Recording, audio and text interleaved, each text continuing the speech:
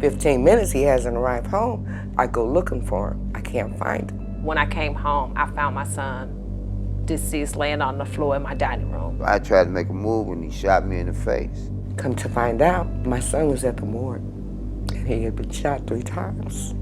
They shot him in his face. There was nothing but hatred. My grandson was killed. I got shot in the head 3 times. Life was taken for nothing. We're in a state of emergency. Something has got to give.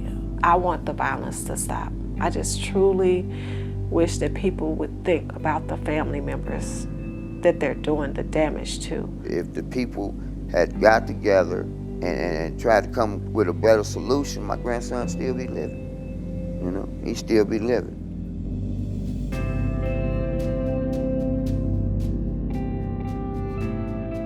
Since 2014, St. Louis has had the highest murder rate of any major American city, and new research from the University of Missouri shows the vast majority of these deaths have involved a gun. Byron Michaud, Sharon Crossland, and Phyllis Curry have all lost a loved one to gun violence in the past 4 years. My grandson swing when he was little. Just, you know, these are the memories and the things that you have, but there's nothing like the human being, the flesh, to be there. You know, when you make that decision to pull that gun out, you're changing lives. You're changing lives. When it happened to me, it was a horrific thing. It took about at least 3 to 4 months for me to really, you know, I would cry constantly. I was in pain, a lot of pain. But the main thing it was why. Some days I can think about my son and I can't breathe. I have panic attack, you know, and some days I can laugh and then cry and then laugh again. More than anything else, I don't want another mother to have to experience what we experience every day, to have to live with the thought of losing your child or to have lost your child. This is something a parent never thinks about. You never expect for your child to be taken away from you through senseless violence, you know? We protect our children, we try to, but out here today, there's no protecting yourself, you know? James Clark is part of a growing team in St. Louis working to save as many lives as they can. They work for a nonprofit called Better Family Life, where members look for conflicts in the community and step in when the situation could turn deadly. We just had a de-escalation case to come in, so we're going to now go into conference where we'll be talking to the adversary, one and his uncle, just to get the gist of what the conflict is. This young man was shot a couple of days ago, and we were able to get him into a secluded area. Now he's coming in, and we're going to start the de-escalation process, okay?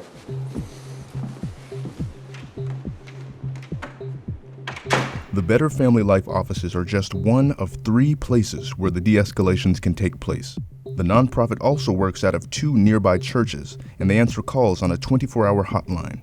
This is a life-saving service. Without this, someone was going to get shot. And then what is the ripple from that? The father goes to jail, the father is dead, now the child is raised without a father. What's the long-term ramifications of that? So this model is so interesting and is so dynamic. The group has 12 outreach workers in the field and 5 staff members at the de-escalation centers. That includes 2 mediators and a licensed psychologist.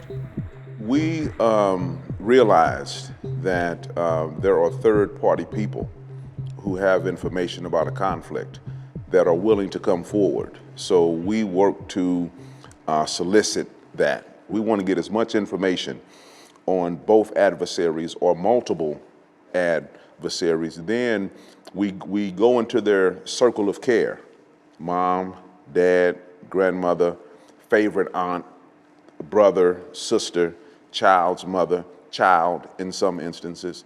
And then we find the best avenue to approach the adversary. From that point, we work to negotiate the de-escalation. where we look at what is it going to take to get you not to continue to pursue this conflict with gun violence.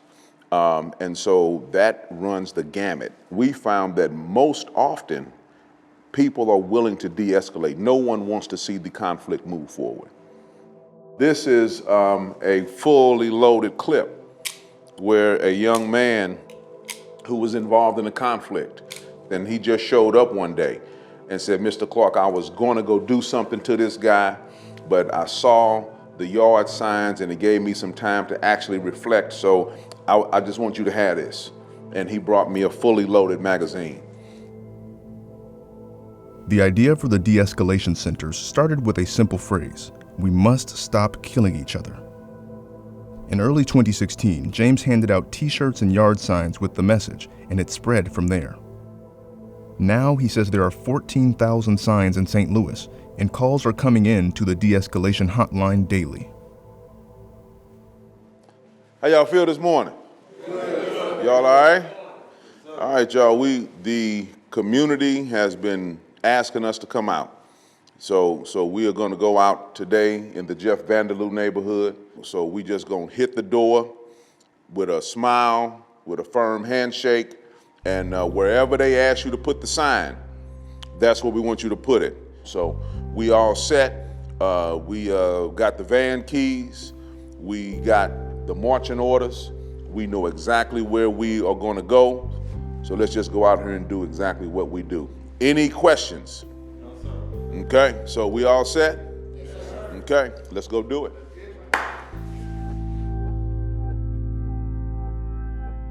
A very large percentage of shootings go unreported, especially in the urban core. Those are the cases that usually come our way. The fact of the matter is people don't go to churches with this information. People don't go to the police. Students don't go to the principal. This gives a credible way for the community to participate in this gun violence crisis that we're in right now. Okay, de-escalation, where are we? For the year, we have de-escalated 7. We did 6 home visits. Carl Smith is a retired police officer and the lead mediator for Better Family Life. He oversees the whole process of de-escalation, from the moment the group hears about the conflict to the day both sides sign a truce. I was a juvenile detective for 12 years in the St. Louis Metropolitan Police Department, and I'm happy to have retired police officers to come on because it's really like detective work. You know, you have to evaluate individuals, you knowing that you're going into a dangerous territory, whether it's their home or their turf.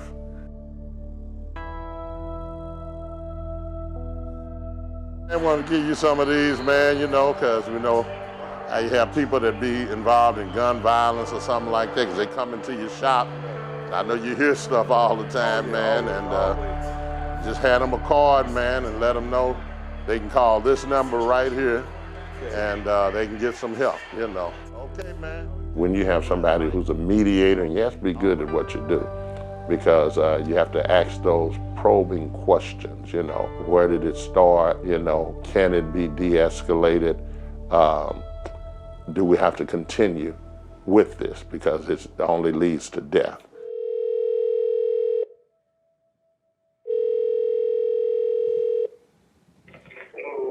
This is Carl Smith from Better Family Life. Yes, sir. How are you, sir? I'm doing great, man. I was given your number and name by James Clark, and he wanted you to kind of let me know what was going on. I'll be looking into this case. What we do, we get them to where we call a stand down, which means that we're going to say nothing's going to happen right now until we can kind of bring y'all together where they're cool heads and stuff like that. It can be anywhere from an hour to a couple of weeks. Could even go over a month. It just depends. The only thing we want is them to sign a truce or a non-retaliation agreement saying we're through with this, you know. I got a daughter, I want to see her grow up. And then if we get to a point where we know that we cannot de-escalate it, we'll let them know, you got to get out of town.